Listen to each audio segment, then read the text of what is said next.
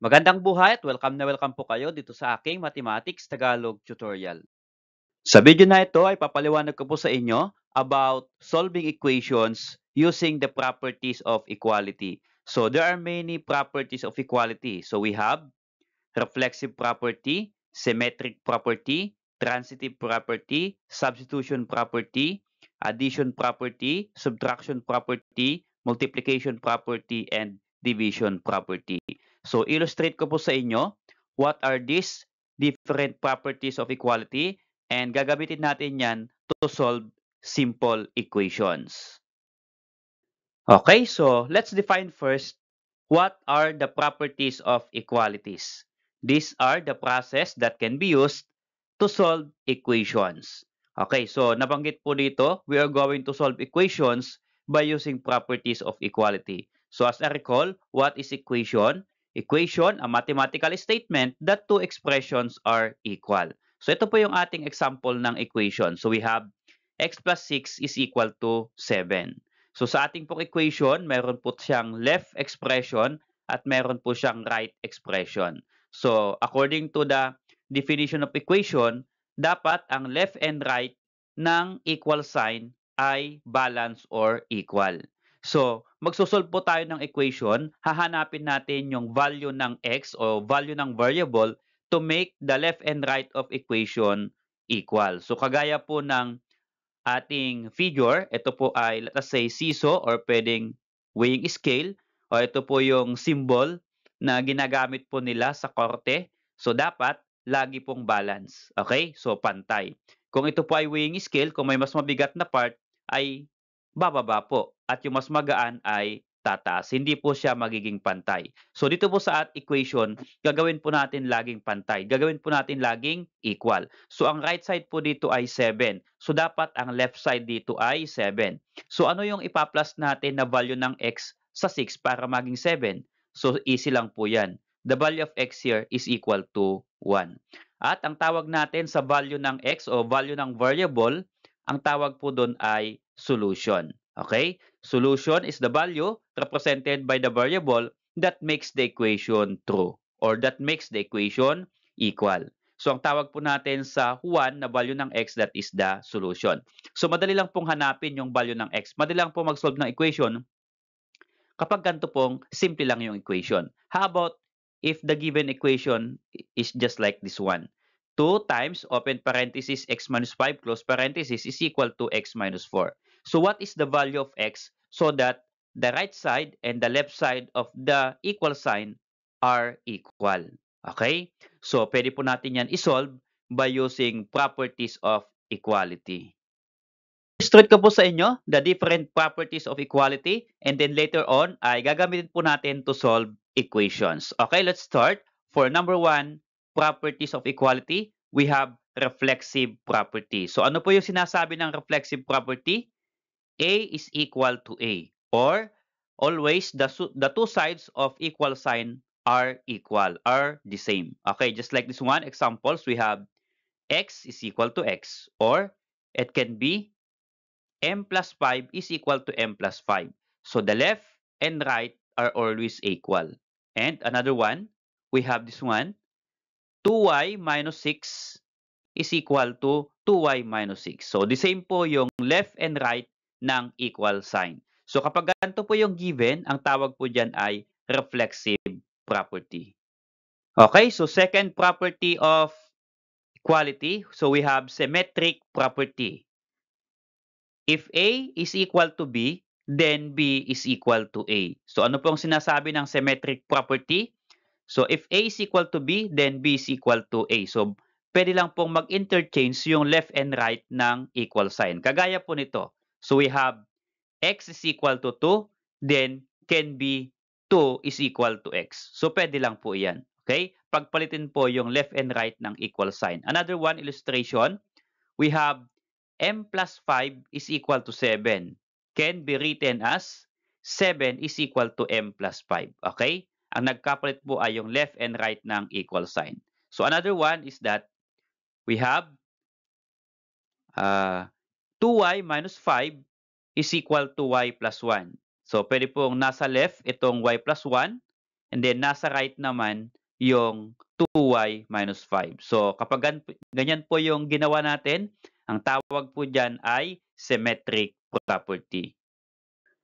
Okay, so how about this number 3, properties of equality? We have transitive property. So ano po yung sinasabi ng transitive property?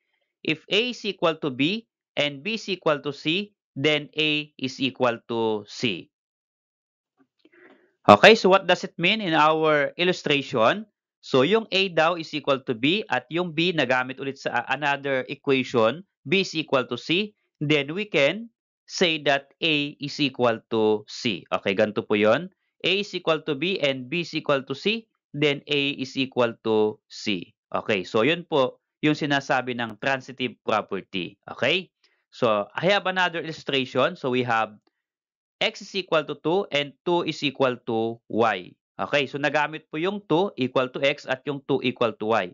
So pareho pong 2 yung ginamit. Ibig sabihin, pwede naman pong equal yung x is equal to y. Okay? So then, x is equal to y. So another illustration. So we have 2m is equal to n and n is equal to 5. So nagamit po yung n pareho. So ibig sabihin, yung 2m can be equal to 5.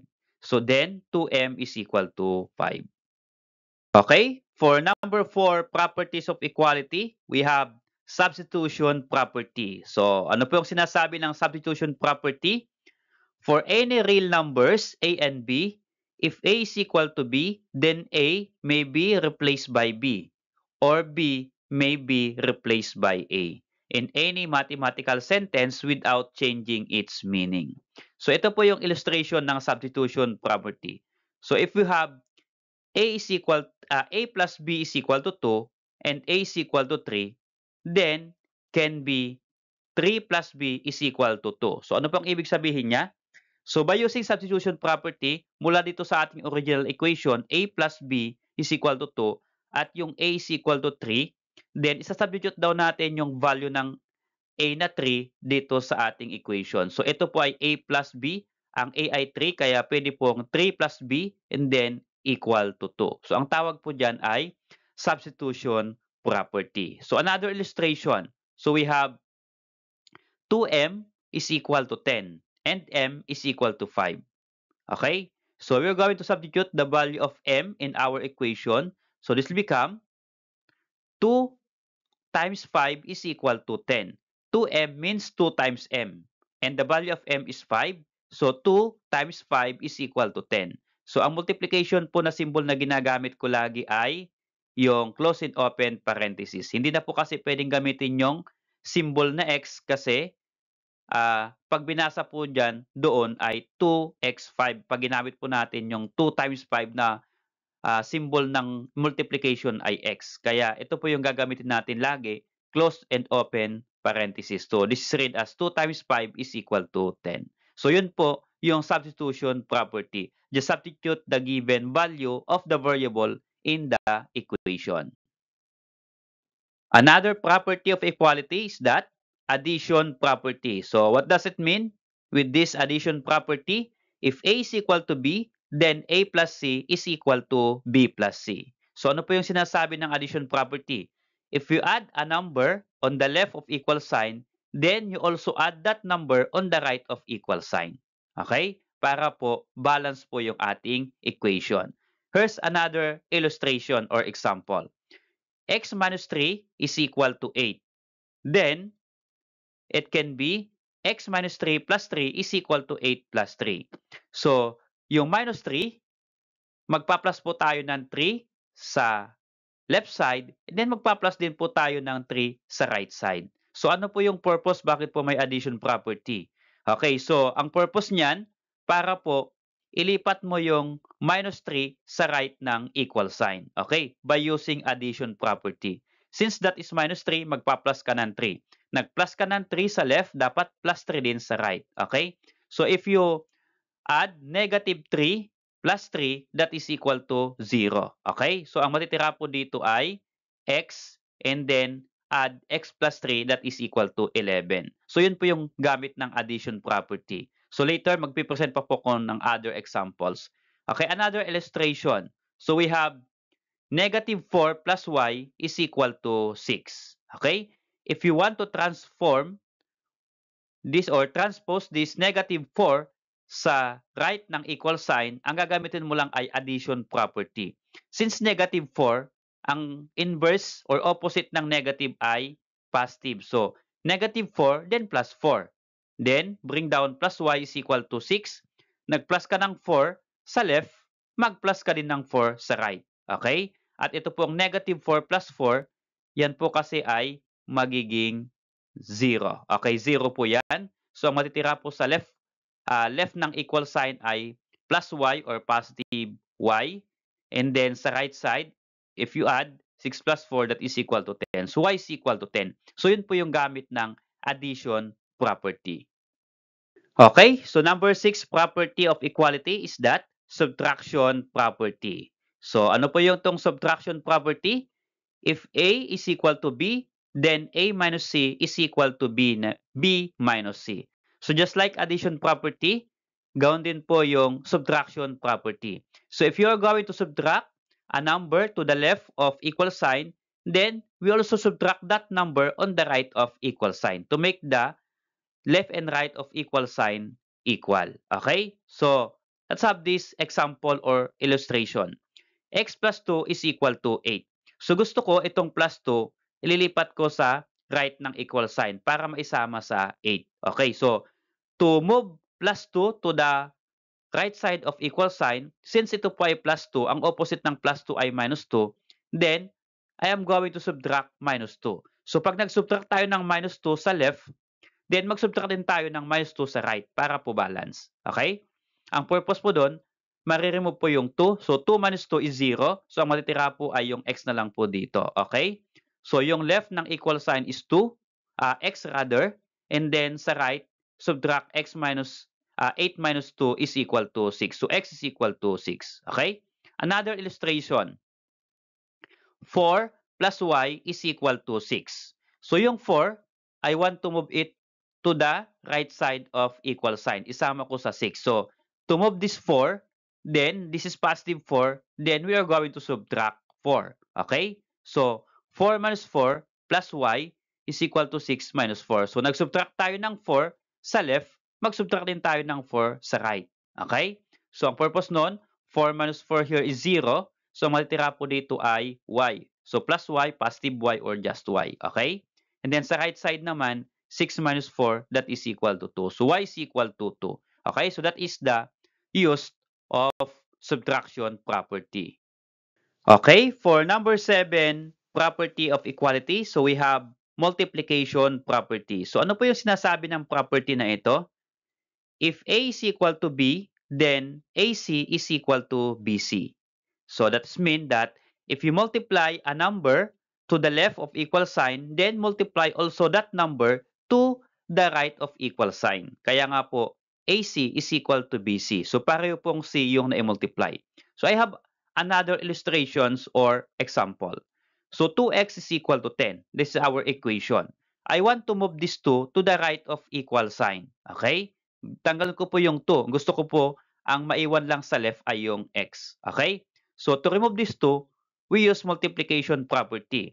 So, ang inverse po ng 2 para matagal ito ay 1/2. So, we are going to multiply 1/2 to the left and right of equal sign. Kung anong multiply natin sa left side, gawin din yung multiply natin sa right side. Okay? Para po balance. So, again, 2 ito. Gusto nating tanggalin, kaya i-multiply natin ng 1/2. Okay? Ang purpose nan, makancel po natin yung 2. So, ang matitira po dito sa left ng equal sign ay ito na lang pong x. At yung right side naman, 10 times 1/2 is equal to 5. Or ang ibig sabihin po ng 10 times 1/2 is 1/2 of 10. O kalahati ng 10. Or 10 divided by 2 is 5. So, x is equal to 5. So, yan po yung gamit ng multiplication property. So, another illustration po, 12 is equal to 3 times close and open parenthesis x plus 4. So, I want to remove this 3 here. Okay, so gusto ko 3 matanggal, malipat sa kabila. So, ganito lang po yun. Since ito pong close and open parenthesis ay multiplication to 3, multiplication pang operation lang dalawa, then we can remove this one by multiplying 1/3. Again, 3 po, kaya 1/3. Dito po ay 2 yung gusto nating tanggalin, kaya 1/2. Okay? So, yun po yung inverse ng 3, 1/3. Kaya yun po yung multiply natin sa left and right. Then, we can cancel 3. So, sa right side, 1/3 of 12 is equal to 4 or pwede naman pong 12 divided by 3 is 4. At yung matitira po sa right side, ito pong x plus 4. Okay? So, this will become 4 is equal to x plus 4. So, yan po yung gamit ng multiplication property. Okay, for number 8 property, so we have division property. So, ano po yung sinasabi ng division property? If A is equal to B, then A over C is equal to B over C, wherein C is not equal to 0. So, yun po yung restriction ng C here. C should not be equal to 0. So, kapag nag-divide po tayo ng number dito sa left ng equal sign, dapat i-divide din natin yung number na yan sa right ng equal sign. Okay? So, ganito po yun. Another illustration. Examples. We have 2x is equal to 10. It is our equation. Ito po yung ginamit natin sa multiplication property kanina. So, pwede naman pong gamitin dito ay division. Again, I want to move this 2 to the right of equal sign. Okay? So, gusto kong tanggalin yung 2 na kasama ng x.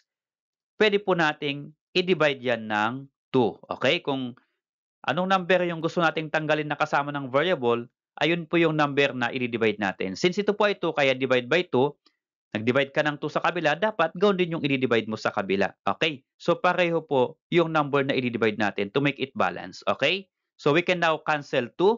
Then, ang matitira po sa left ay x, then divide 10 divided by 2 is equal to 5. Okay, another one. So, we have this one. 12 is equal to 3 times x plus 4. So again, ito po yung ginamit natin kanina sa multiplication property. So I want to move this 3 to the left of equal sign. So pwede naman po yan, division. Okay? Division property. So we're going to divide 3 to left and right ng equal sign. Okay? So ginagamit lang po natin yung division at multiplication property kapag yung operation ng gusto nating tanggalin ay of multiplication. Okay, ito po kasi ay 3 times, kasi close and open parenthesis, x plus 4. Okay, kaya po, pwedeng i-divide yan sa 3 para makancel yung 3. Okay, so cancel natin yung 3. Sa left side, 12 divided by 3, that is equal to 4. And then sa right side, ang matitira po dito ay ito po, x plus 4. Okay, so we have now 4 is equal to x plus 4. So, yan po yung gamit ng division property. Okay, so let's try to apply the properties of equality in solving equation. Again, as a recall, when we solve equation, then we are going to find the value of x or value ng variable to make the left and right of equal sign equal. Okay? So, dito sa ating equation, x plus 7 is equal to 10, ang right side ng equation ay 10. So, dapat ang left side din ng equation ay 10 din. Okay? So, x plus 7. So, ano po yung value ng variable that if you're going to add by 7, that is equal to 10. Kasi 10 po yung right side. So, easy lang po. The value of x here is equal to 3. Right? So, that 3 plus 7 is equal to 10. Kasi 10 po yung right side. So, paano po natin yan i-apply yung properties of equality? Okay? So, ibaba ko po yung ating equation. X plus 7 is equal to 10. So, we are going to move plus 7 to the right of equal sign.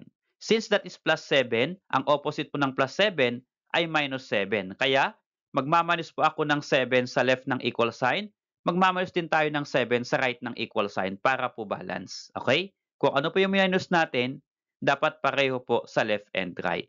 So again, ang purpose po kung bakit po tayo nag-subtract ng 7 ay we're going to move 7. Okay? So yung 7 ngayon, na-move na sa right ng equal sign. So, ang matitira po dito sa left side, x is equal to, then, 10 minus 7 is equal to 3. So, the solution or the value of the variable is equal to 3. Okay, so, ganito po lagi yung end ng ating computation. Yung variable and then isang number. So, ang ibig sabihin kapag umabot po tayo sa part na ito, na-solve natin yung equation. So, ang value ng x dito ay 3. Ang solution ay 3. So, we can check our answer using the original equation. So, ang original equation natin ay x plus 7 is equal to 10. Okay? Then just substitute the value of x here sa ating equation. So we have x plus 7, so 3, then bring down plus 7, then is equal to 10. So gumamit po tayo dito yung property of equality na substitution property. Okay? Then simplify, 3 plus 7 is 10. Okay? So yung left side is 10 at yung right side ay 10. Are they equal? Yes, they are equal. So therefore, nag-equal po yung left and right. So ang sagot po natin o yung solution na na-compute natin na 3 is correct. Okay? For number 2 example. So we have 3x minus 6 is equal to 15. So to solve this equation, first we are going to remove this minus 6 sa left side at ililipat po natin sa right side. Ang gusto natin mangyari lagi, yung variable ay nasa left at isang number nasa right. Pero yung variable, wala siyang numerical coefficient na 2 and more. Okay? Dapat ang numerical coefficient ay 1 lang. Okay? So first move na gagawin natin is step, we're going to move this minus 6 to right side. So gagamit po tayo dyan ng, since minus 6 po yan, magpa-plus po tayo ng 6. So, addition property po yan. So, 3x minus 6. So, to move minus 6, we are going to add 6 to both side of the equation. So, left and right. So, plus 6 and then plus 6 sa kabila. So, again, ang purpose po natin dyan, itong minus 6 plus 6 po na iyan ay magiging 0. Okay? So, ang matitira po dito sa left ng equal sign ay ito pong 3x. So, this become 3x is equal to yung right side, 15 plus 6, that is equal to 21. Okay, so we have now 3x is equal to 21. Hindi pa po ito end ng ating computation kasi dapat x is equal to 21. Wala pong kasamang 3. Ano po? Dapat 1 lang po ang matitira dito. So since may 3 po dito, pwede po tayong gumamit ng multiplication property or division property to move this 3 to the right side of equal sign. So ang gagamitin ko po dito ay division property. Since 3 po yung tatanggalin ko, then we're going to divide 3 sa left and right. Okay? Lagi pong balance. Ang purpose nun, again, to cancel 3 or to move 3 to right side. So, ang matitira po dito ay x, then is equal to, if you divide 21 by 3, that is equal to 7. So, now, the value of x is equal to 7. So, yan po yung ibig sabihin na kapag nag-solve tayo, isang value o isang number na lang po sa right side at yung sa left side naman ay yung variable na lang. At yung variable po, ang numerical coefficient ay 1. Ano po? Hindi po pwedeng 2 or more than. Kagaya po nito 3, dapat tatanggalin po natin yung 3. Okay? So, our solution here is equal to 7. So, let's check by using the original formula or equation. 3x minus 6 is equal to 15. Okay? So, 3x means 3 times x. Okay? So, ganito po yan. So, binaba ko po lahat except yung x. So, yung x, gawin po natin. Substitute natin yung value ng x na 7 na na-compute natin. So, 3 times x. So, this will become 3 times 7. So, the value of x is 7. And then, simplify. So, we have 3 times 7 minus 6. Sa GEMDAS, multiplication first. So, 3 times 7, that is equal to 21. And then, minus 6 equal to 15. So, what is 21 minus 6? That is equal to 15. At yung right side, 15 din. Is 15 equal to 15? Yes, that's correct. So, nag-equal po yung left and right ng ating equal sign. Therefore, yung solution na na-solve natin ay correct. So, x is equal to 7. Okay, so another example, number 3. 4x is equal to 32. So, yung given pong equation natin is simple equation lang. So, 4x means 4 times x. So, ano daw po yung multiply natin sa 4 na value ng x para ito po ay 32? Kasi yung right side ay 32. So, to solve this one, we're going to use two methods. Okay? So, unahin po natin multiplication property. So, for multiplication property, gusto po nating i-move yung 4 sa right ng equal sign. Since 4, then you multiply 1/4. Ang inverse po ng 4 is 1/4. So, multiply 1/4 sa left, 1/4 din po sa right. Okay? So, again, ang purpose nun to cancel 4. So, ang matitira po dun sa left ng equal sign ay ito na lang pong x. And then sa right side, 32 times 1/4 or 1/4 of 32, that is equal to 8. or pwede naman pong 32 divided by 4 is 8. So the value of x is equal to 8. So yan na po yung end ng ating computation kasi yung right side ay isang number na lang at yung left side ay yung variable na lang po. Ang numerical coefficient po dito ay 1. Okay? So another method aside from multiplying or multiplication property is by division property. Okay? So paano po gamitin ulit ito yung division property? We are going to move this 4 to right of equal sign. So 4 po yan, then we can divide 4 to left and right of equal sign. Okay? So dapat pareho po yung i-divide natin. Again, ang purpose nun, cancel 4. So ang matitira po dito ay yung x, then 32 divided by 4 is 8. So this become x is equal to 8. So pareho po tayo ng nakuha, pero iba po yung property na ginamit. So pareho lang po yun. Okay? So if you want to check if our solution or answer is correct, using the original equation, 4x is equal to 32. Okay? So 4x means 4 times x. So 4 times, what is the value of x? 8. So 4 times 8 is 32. Is 32 equal to 32? Yes, that is true. They are equal. So equal po sila. Then yung sagot po natin na 8, that is correct. Okay, for number 4 example, we have 5 plus x is equal to 2x minus 9. So sa ating pong equation, dalawa po yung ating variable or isa lang po yung ating variable pero nasa left ng equal sign at nasa right ng equal sign. So both sides po, meron po tayong variable x. So paano po natin yan isosolve? First, since ito pong x dito sa right ay 2 ang numerical coefficient, yung x dito sa left, ang numerical coefficient ay 1, pagbabaltarin ko po itong left and right ng equal sign by using the symmetric property of equality. Okay? So 2x minus y, gawin ko pong nandito na sa left at ito pong 5 plus x, gawin ko pong nandito na sa right ng equal sign. Okay? Kasi po, yung 2 dito o yung numerical coefficient ng 2 ay mas malaki kaysa sa 1 sa kabila. Okay? So next, I want to move minus 9 to right side of equation. So minus 9, gagamit po tayo ng addition property. Since minus 9, then ang opposite po ng minus is plus. So minus 9, then magpa-plus ako ng 9. Since nag-plus po ako ng 9 sa left ng equal sign, magpa-plus din po tayo ng 9 sa right ng equal sign.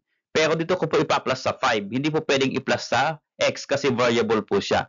Dito po sa constant natin i-add. Ano po? So 5. So plus 9 can be plus 9 din sa right side ng equal sign. So pwede lang pong isingit sa gitna. Kung nasaan po yung kapareho po niya. Ano po? Since ito pong 5 ay constant, then dito po natin ilalagay yung plus 9 kasi yung 9 din po ay constant. Okay?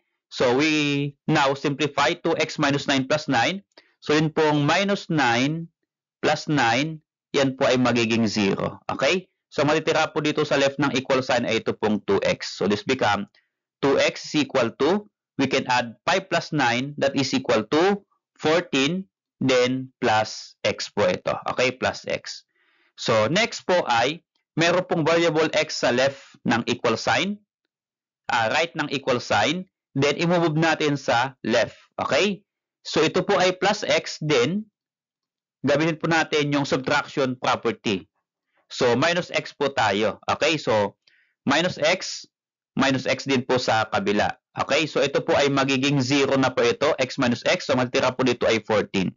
So dito naman po sa right, 2x minus x is 1x is equal to, ang matitira po dito ay 14. Okay? So 1x is equal to 14 or pwede naman pong basahin yan na x is equal to 14. Okay? If you want to check kung tama po yung sagot natin, dito po sa ating original equation, 5 plus x is equal to 2x minus 9. So dalawa po yung variable dito na x.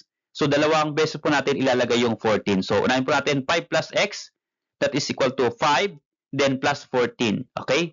14 po yung x, kaya 14 po. Then 2x minus 9. So 2x means 2 times x. So 2 times 14, then minus 9. Okay? So add po natin 5 plus 14, that is equal to 19. And then sa kabila naman po, 2 times 14 minus 9, multiplication first. So 2 times 14 is 28, then minus 9. Okay? Then subtract natin what is 28 minus 9? That is equal to 19. So 19 is equal to 19. Are they equal? Yes, they are equal. So ibig sabihin, nag-equal po yung left and right. Then tama po yung sagot natin, x is equal to 14. Okay, for number 5 example, we have 30 is equal to 2 times x plus 5. So yung close and open parenthesis, yan po ay multiplication. So yan po yung grouping symbol. So to solve this equation, to find the value of x here, we're going to remove these 2. Okay, ito po yung una nating tatanggalin. Di naman po natin tatanggalin, kundi i-move natin itong 2 dun sa left ng equal sign para po ma-simplify natin. So we can use here multiplication property. Since 2 po yung i-move natin at multiplication po ito, then i-multiply 1/2. So 1/2 sa right, 1/2 sa left.